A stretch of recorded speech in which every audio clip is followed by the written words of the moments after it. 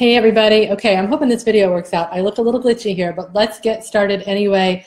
So today I want to chat with you about quitting your scale. And here's the thing, so we're like a month into 2018 now, and a lot of people form health and weight loss goals as their New Year's resolution. So if you're like not loving the direction the scale is taking, then I might challenge you to consider quitting your scale. And here's the thing, I totally get that it's crazy, because I totally get that a lot of moms think, well, if I'm not measuring my weight, then how do I know if I'm doing better?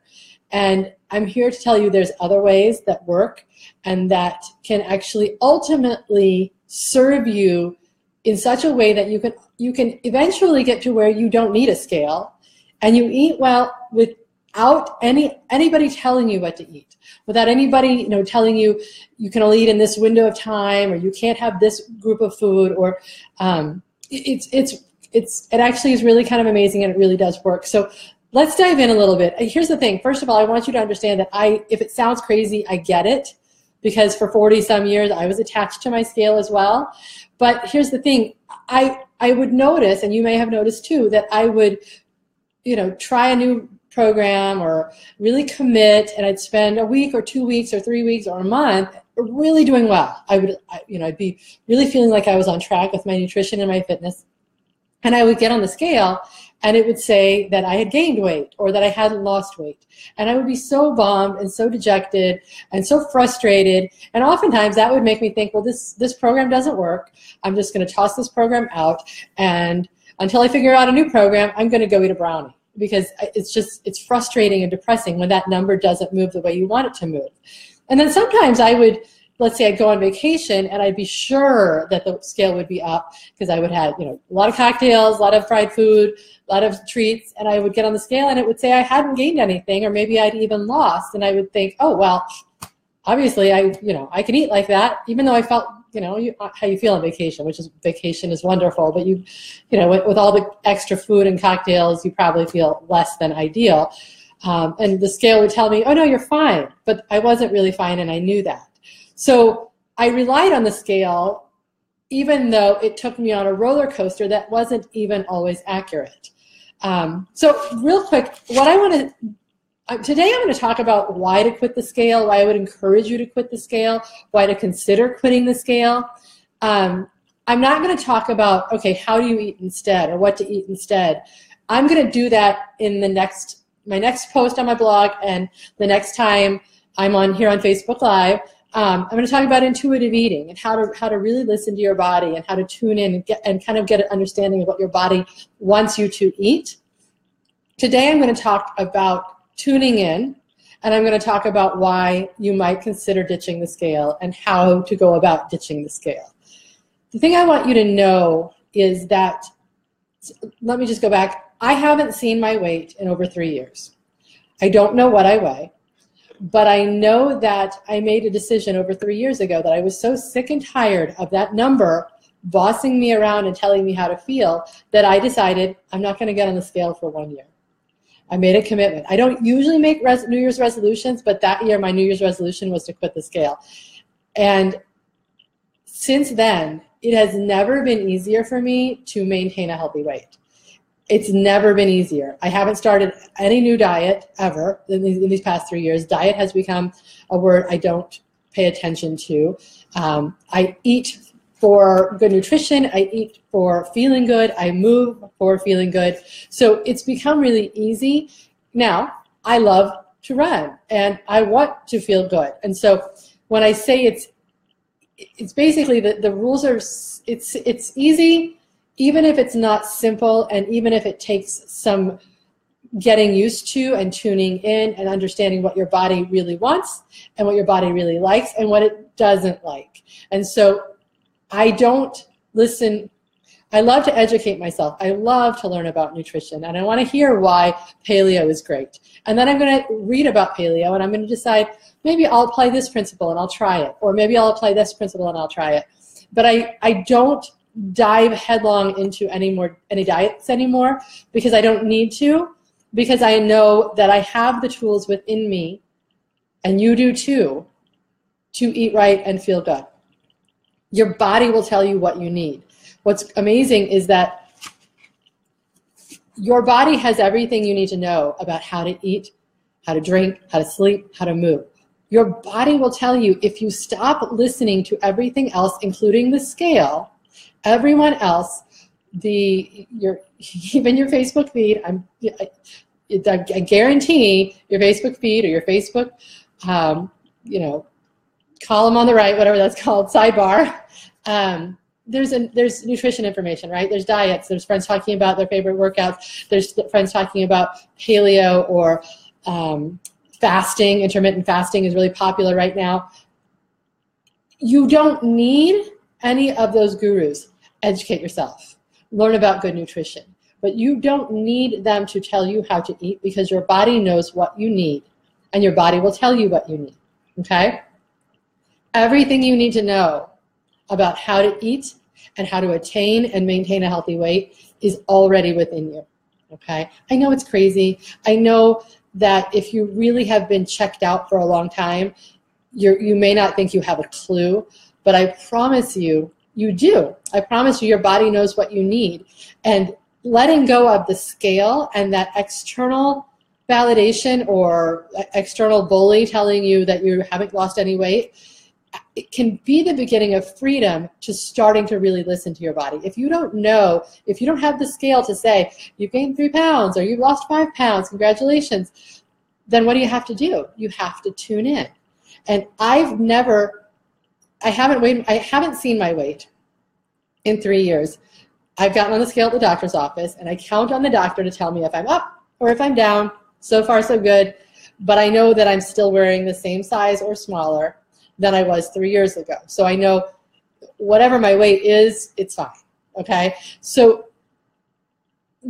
what I've done instead of getting on the scale is I've just really learned to listen to my body. And it's amazing when you don't have that external source telling you what you're doing is right or wrong, then you have to tune in. Because the only way I know if I'm doing right by my body is how my body feels and how I feel in my body. And do I have good energy? And do I feel, is my brain clear? Do I have brain fog or do I feel clear? And yes, of course, we're all busy moms, and there are days where I just sleep horribly or I don't sleep or life takes over. But for the most part, I know what I need to do. And even though I don't always get to do it, I know what I need to do. But I also want you to think about, what do you gain if you quit the scale? You will gain the ability to tune in and connect with your body. When you tune in and connect with your body, first of all, it will empower you to start to make better choices. I absolutely love my treats. I love my chocolate. I love my occasional cocktail. I love my ice cream. I love my treats. And I understand that treats are wonderful, and there's room in every single day for chocolate for me, and there's room in every single day for treats for me. But you got to put them where they belong. I have to put them where they belong so that I will still feel great and can still have them. If that makes sense. So I've connected to my body. I've tuned in, and I've realized eating clean and eating well most of the time feels good.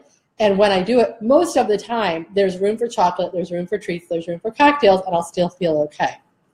So you gain that connection to your body when you ditch the scale. You gain freedom from feeling like you're always wondering, what is the answer? What is the next diet or the next whatever fitness program, whatever is going to what's going to solve my issue? I can't seem to get to a healthy weight and maintain a healthy weight. So what is that external source that's going to help me? Okay, is it paleo? Is it intermittent fasting? What is it? What is it? Low carb? Is it high carb? Is it low fat? Is it high fat? I'm always looking. When you tune in and start listening to your body, the answers are always with you. Your body will always tell you. Continue to educate yourself, but your body will always tell you what you need. So you gain that freedom of, I don't need any other guru. I don't need any new diet. I just need to pay attention. And there's a lot of freedom in that. You gain freedom when you finally attain a healthy weight and you maintain a healthy weight because you're no longer letting other people or the scale tell you how you're doing. There's freedom in that. You know what? I don't do it perfectly. I was just like anybody else. Well, not anybody else. Like a lot of us, December was a month of a lot of extra chocolate and a lot of extra treats and a lot of extra sugar and, you know, more cocktails because there's more socializing. And you know what? When January rolled around, I knew I needed to rein it in. I'm far from perfect, but I know that when things start to go sideways, I can self-correct because I know what works. I know what works for me. And I know what my body likes and what my body will respond to. And you can too, okay? You gain that sense of empowerment, that there's so much confidence in knowing what your body responds to and what your body likes, and knowing that, you know what, I haven't had a great week or a great month or a great couple of months, but I know how to fix it. That is really empowering, and there's so much confidence in that. Not only that, but I know so many moms that I talk to really, really want to live as a healthy example for our children. Because how can we educate our children and tell our children they can't have, you know what, you need to eat your treats in moderation, guys. You can't have, you know, a whole thing of Pringles and then eat a whole thing of giant pizza and then eat, you know, Snickers and Skittles all night long. We can't give them that information. We can't try to lay out those guidelines for them unless we're living by example. And so when you gain that confidence and that ability to tune in, listen to your body instead of the scale, listen to your body instead of a guru, then you are empowered to teach your children and live by example. And that is a wonderful feeling. So I want to talk for a minute about how, I've touched on a lot of it, but I want to talk for a minute about kind of the mindset shifts that are involved in moving away from the scale and relying on the scale as a source of external validation and instead turning to internal validation and internal information to help you attain and maintain a healthy weight. So the first thing you want to think about is if you're not relying on the scale, you need to find new ways to think about your health and your wellness goals, different ways to measure your success. So if you're not relying on that number and seeing that number go down, that number has to go down, right? That number on the scale has to go down, or at least maintain. If you're not watching that scale, then you need to think about other ways of maintaining, of understanding success and measuring success. I love fitness, I love running, but I highly recommend, especially for busy moms, that you begin to think about fitness goals instead. So if I'm not going to obsess over my weight, I'm not going to obsess over the number on the scale, how about instead focusing on a fitness goal? And one of the reasons it's easy for me to maintain a healthy weight is that I do love fitness and I do set goals. And so Moms Running Club is all about moms empowering themselves by setting hard goals and going after a race goal and then seeing what happens to your confidence and your strength and your body and your nutrition when you are pursuing a race goal. So if you're not going to stare at the scale, if you're not going to obsess about the number on the scale, instead form a healthy and exciting and empowering fitness goal. So focus on that instead. And here's the thing, I want you to understand, we're talking about body confidence. We're talking about connecting to your body.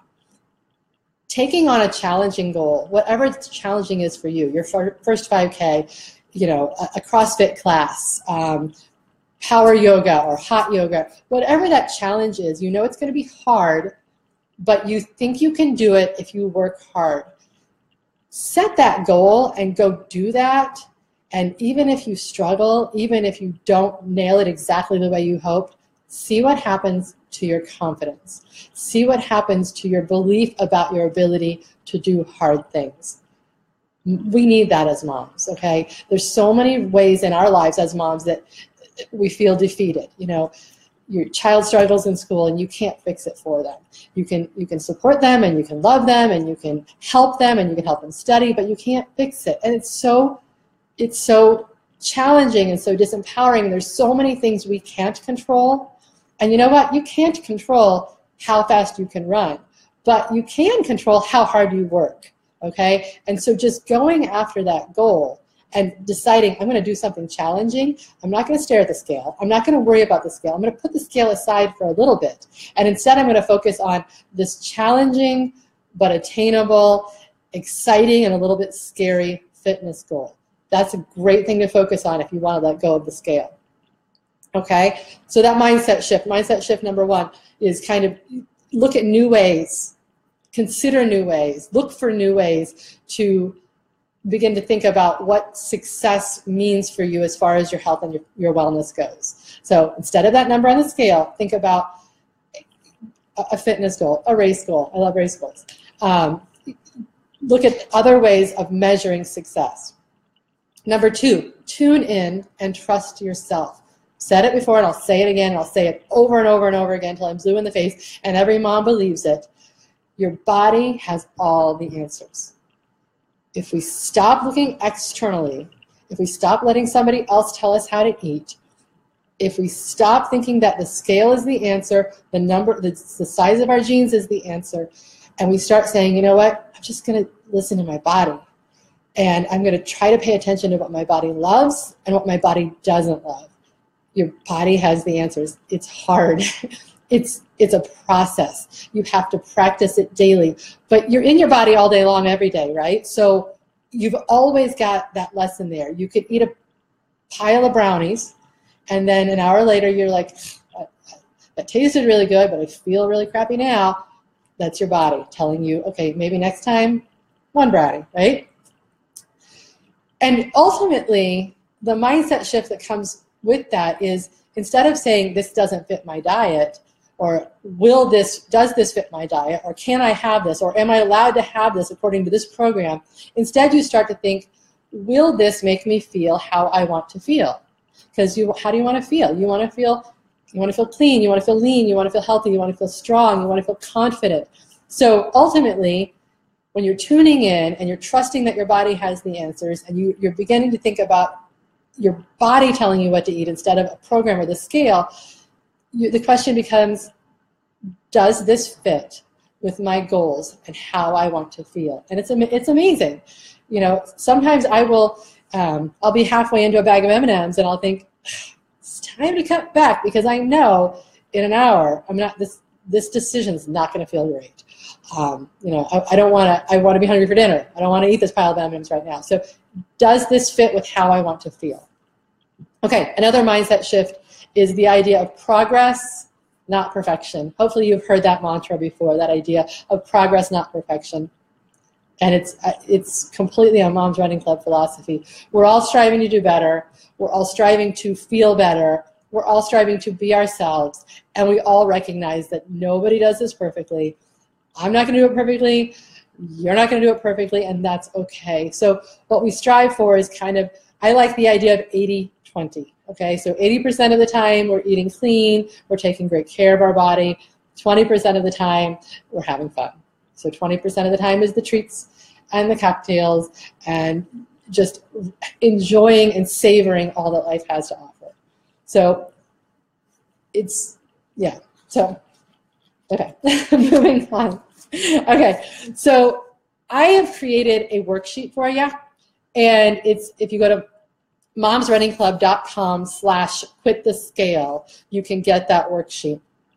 I'm going to go into a little bit of what's on that worksheet, which are kind of the actionable items, the work that you can do that, okay, I want to try this, Corey. I'm going to be brave, and I'm going to try to quit the scale. Okay, these are steps that you can take, and I think sometimes steps help when you're used to relying on a program or relying on the scale. Okay, do A and do B and do C instead of getting on the scale, instead of obsessing about your weight, instead of looking for the next best diet that's going to be the answer to your prayers. So that worksheet is at momsrunningclub.com/quitthescale, and I'm going to real quickly go over the steps. So number one, you're going to start with your why. So if you think you want to quit the scale, the first thing you want to define for yourself is, why do I want to quit the scale? I always want to start with mindset. You always want to start with, like, what's my motivation? What's the deeper meaning behind this goal? What's the deeper reason I want to achieve this goal? So you're going to think about what do I have to gain? What am I striving for? Why is this an important goal for me? And I'll tell you, mine was, I was just sick and tired of that number putting me on an emotional roller coaster. I was sick and tired of that scale telling me how to feel. Granted, you always choose your own emotions, right? So that scale didn't tell me how to feel, but I had allowed that number to make me feel happy or sad or angry or frustrated. And so I decided that my mantra, the message I was going to send to myself whenever I thought about I need to get on the scale, was I'm stronger than the scale. I don't need the scale to tell me I'm healthy. That number tells me nothing about how I'm really treating my body. And I want to stop weighing myself so that I can tune in and listen to my body. So that's kind of the mantras that I embraced. So your number one step on when you quit the scale is, obviously, in addition to all the mindset work, what's your why? And what are the mantras you're going to tell yourself repeatedly as you're trying to stay off the scale, okay? Number two, this one's exciting, I like this one. Form SMART fitness goals, okay? So if you're attached to the scale, I love to give you something else to focus on. And so what I want you to think about is SMART fitness goals. You've heard the acronym SMART. It stands for specific, measurable, attainable, relevant, and time-bound. And so specific, you're going to form a very specific goal, like I want to make it through my favorite strength class at the gym without stopping, okay? That's my goal, okay? Very measurable. I want to run a 5K. I want to take 3 hot yoga classes per week. It's a very specific and defined goal, okay? Measurable. So, sorry, I'm getting texts. Define how you want to track your goals. So this is where, let's say, a lot of times measurable, we think about weight loss, right? We're getting away from weight loss. We don't care about the number on the scale. Instead, we want to track how we're going to achieve our goal. So maybe you're going to say, I want to make sure I get 15,000 steps in a day. Or I want to make sure I follow this training plan that has me doing 3 runs a week and 1 strength class a week. Or I want to get in X miles per week. Or I want to build my mileage. I want to start this week with 5 miles a week, and I want to build to 15 miles a week at the end of 3 months. This is we're measuring how we're going to achieve our goal. With a running goal, that might be, I want to do my first 5K and I want to run the whole thing and I don't want to walk. It might be, I want to do my 14th 5K and I want to get a PR. I want to get a personal record. So it's very measurable, it's very specific, and now we want to talk about attainable. So a SMART goal is an attainable goal. This is where I get really excited, because if you're going to work out, why not challenge yourself? And so I really, really love to encourage moms to stretch yourself. So, because that's where your confidence comes from. When you do something that's just a little bit, or maybe just a lot, outside your comfort zone. So right now we're in spring, and we've got some moms who are setting some really exciting goals. And I've got a mom, for example, that I'm thinking of right now who she is going to do a half marathon for the first time. And in all of 2017, she was looking at 5Ks, okay? And she had some health issues, and she kind of fell off at the end of the year. And so she wants to recommit, and she dove in with both feet, and she decided she's going to do a half marathon at the 1st of May. It's huge. It's a huge goal, and it completely scared her. But because she set a huge goal, she's already running 4 miles at a time, whereas last year, excuse me, I need to get some water. Last year, her whole running goal was 3 miles at a time. So you see how when you make a big goal, a scary goal, and you make it, you make it public, you commit to it, you put it out there, suddenly you'll be amazed at the things you can accomplish. When you set a high bar for yourself, I promise you'll be amazed at what you can accomplish. And there's so much confidence in that. And that's what I'm all about. Busy, crazy, overwhelmed moms who are devoted to their families, suddenly doing hard things with their fitness. If you're going to work out, make it challenging and make it exciting for you, and make it so that when you're done, you're like, yes, I did that. Okay, so attainable, hard, challenging, doable, but hard enough that it's going to challenge you, and when you do it, you're going to feel amazing. All right, the R in SMART is relevant, and that just basically means it fits with your lifestyle. It's, you know, if I haven't done any fitness, I'm not going to try to do an Ironman in 6 months, right? If I'm completely out of shape, I'm not going to decide that I'm going to do the hardest kickboxing class in town, and I'm going to get in there and I'm going to nail it by the end of the month. So just make it fit with your life. I'm not going to try to train 20 hours a week. I'm going to train, 4 hours a week or 5 hours a week. Relevant. That just simply means it works in your lifestyle. And finally, time-bound. This one's important because you want to set a goal that means that you're going to be working hard for a period of time that is long enough to build a habit. I love 3 months for a goal. So quarterly goals are my favorites because, you kind of look at the beginning of the year till the end of March or 1st of April to the end of July, and then you've got a fall goal and kind of a goal to round out your year. So I love quarterly goals. You can do so much with your fitness in 3 months.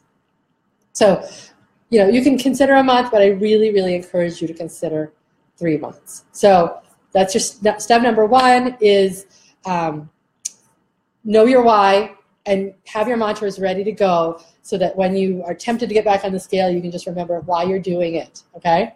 Step number 2 is form a SMART fitness goal or SMART fitness goals. Now, before I go on, I just want to mention, again, even though I do this a lot, why I think running and racing are just the epitome of SMART fitness goals. First of all, the running community is amazing, right? I mean, I hammered that, and I will hammer that point forever. The running community is filled with people who don't care where you're at with your running journey. They are just super excited that you're there, super excited that you are a runner, and you are a runner. If you run, you are a runner. It doesn't matter how far or how fast. So you're always encouraged in the running community, but you don't get a smarter goal than a race. So when we're talking about SMART, specific, measurable, attainable, relevant, and time-bound, there's no smarter goal than a race goal because you've got that race, it's got a date, you've got a training program set out before you, and ideally you have a community or an accountability partner or an accountability group that are helping you along the way, keeping you accountable, encouraging you, supporting you, helping you when you struggle, celebrating it with you when you nail a goal or nail a run. So just keep in mind, I love every sort of fitness out there, but just keep in mind that if you're looking for a SMART fitness goal, especially as you're trying to move away from the scale, consider a race goal. And if you want to talk more with me about that, I'm here for you. We have a wonderful community of moms who would love, love, love to talk to you and support you and help you achieve your, first of all, achieve ditching the scale, achieve that body confidence, and achieve a race goal. So we're here for you. Okay, so we've talked about our action steps for ditching the scale. Number 1 is that why. Number 2 is forming a SMART fitness goal. Number 3 is optional, okay? Number 3 is track your journey. And I say that it's optional because some people really like information. Some people, if you're somebody who, likes to go on diets and starts a lot of diet, who likes to go on a diet, right? But if you're somebody who goes on a lot of diets and you really love that information piece, you love the spreadsheets and the putting it on, putting it on the refrigerator, what you can eat, what you can't eat, when you can eat, and you like to track what you eat, and you really enjoy that part of the process, then you might be well served when you're ditching the scale. You might be well served to track your journey or to journal your experience. Okay, not necessary. Your body has all the answers. You're walking around with your instructions 24/7. So your body will tell you what you need. But if you like to have information, if you like to journal, if you like to track, have a paper record of your progress, journaling can be a great step. So what does that look like? So you may want to write down what you're eating. You may want to write down your workouts. You may want to write down all of that information that you might if you were on a diet. You may want to track. So there's a lot of subjective portions of tracking your journey if you journal. Things like how you're feeling, just how do you feel emotionally? How do you feel physically? Do you feel strong? Do you feel sluggish? Do you feel heavy? Do you feel, just yuck? Do you feel clean? Do you feel lean? So how do you feel in your body today? What do you feel like you did well today? And what would you like to improve upon tomorrow? How do you feel like you're progressing on your fitness goal? So these are things you can journal. How do your clothes feel? How do your clothes fit? How do you feel in your body? And maybe you want to rewrite your mantra. So just kind of keep rewriting that mantra to reinforce it and feel more connected to why you're ditching the scale. Okay, so tracking your journey is step number 3, and again, that one is optional. Step number 4, a bit less optional. This is step number 4, and the final step is to commit and make your commitment, and then make it public in a safe environment, in a support system that you really love. Like Moms Running Club. Moms Running Club is a safe, non-judgmental, accepting, encouraging, empowering group of women. But if you're going to decide to quit the scale, it can be scary. And so I would highly, highly recommend that you have either an accountability partner, somebody who's maybe doing it with you, or somebody who you just say, might be your husband. Say, you know what, honey, the scale is stressing me out. I'm obsessing over that number. I know it's not healthy.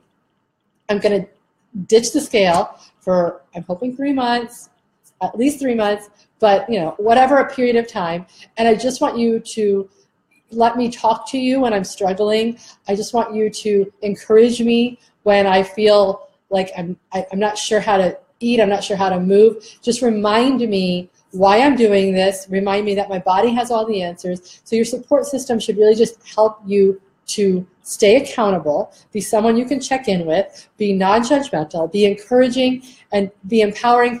And the thing with important element, and this is an important element in Moms Running Club, the thing with non-judgmental and encouraging, what all that means is that we won't judge you when you have a misstep, because we all have them. Every single week, every single day, we all have some little health habit, little health misstep, or we're like, I wish I hadn't done that, or we all have them. So we accept you, we understand, and then we lift you up. So we don't say it's okay, it's fine, go eat you know what, you had a piece of cake, go eat the whole cake. No. The best kind of support system is the kind of support system that's going to say, I get it, I've been there, it stinks, but I know that you are strong enough to get back on track. And please report back to me when you're back on track. Or please report back to me when you finish that workout. Or let me know how your water goes for today. So that's the kind of a support system that you're looking for. So that's what I had to cover today. I wanted to talk to you about why to quit the scale, why I think it's a great idea, why I think it can result in body confidence and letting go of diets and intuitive eating, which I'm going to touch on in the next time I do a post. And I really encourage you to go to momsrunningclub.com/quitthescale and get that worksheet that I've got there for you. I hope that at the very least, at the very most, you're like, done, I'm out, scale, bye-bye. I do not want to go to that scale ever again. I'm going to implement these steps, and I'm going to start listening to my body. I'm going to eat right for my body. I know it won't be perfect, but I want to do this. And at the very least, I hope you're thinking, I wonder what that would be like to quit the scale. I wonder if I could do that. I hope that at the very least you're thinking about it. And if you want to talk, I would love to talk to you about it. It's really and truly the best decision I've ever made for my health and my wellness, because I don't care about that number anymore. What I care about is how I feel. I care about the sleep that I'm getting. I care about my race goals, and I love my race goals. And I care about, I educate myself on nutrition. I enjoy learning about nutrition. I enjoy learning what my body loves and what my body doesn't love. It's just so easy, because like I said, your instructions are walking around with you every day. All you have to do is tune in, okay? So again, I just would like to say, go grab that worksheet, momsrunningclub.com/quitthescale. And I just want you to know, if you're curious about Moms Running Club, it's a community of moms who are just like you. If you think you're messed up and you think you're imperfect and you think you aren't a runner, especially if you're not a runner, especially if you're like, I would love to run, but that's how a lot of us have started. So you don't have to be a runner. You just have to be willing to commit to being your very best and commit to being a little bit vulnerable and willing to be honest about your foibles, be honest about your mistakes, and let yourself be loved and supported, and be willing to do that for other moms. That's all that's required. So if you're interested, I would love to talk to you about it. Until we chat again, I hope you have an amazing week. I hope that you, even if you don't ditch the scale, I hope you start to really tune in and realize that your body will tell you what it likes and what it doesn't like. And all the answers are inside of you. Have an amazing day. Go get sweaty, drink a lot of water, and make sure you have some chocolate. See ya.